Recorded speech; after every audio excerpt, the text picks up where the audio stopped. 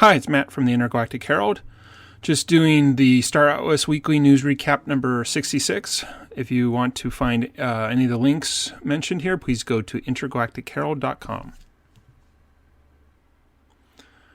The club posted a video where they did a quick introduction to Star Atlas.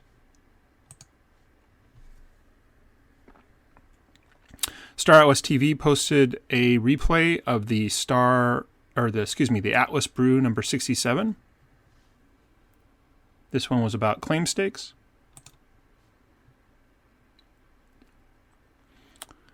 Metaverse Explorer posted a video where he went over some of the most recent Star Atlas updates. Metaverse Nomads posted a video of their Star Atlas live stream. Aphia published their latest weekly Star Atlas newsletter. Ra Mega posted a video of the updates that happened in Star Atlas this past week.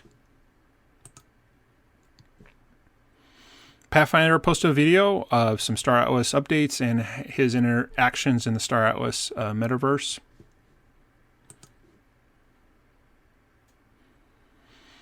Beyond the Horizon posted a video where he did a deep dive into Star Atlas claim stakes.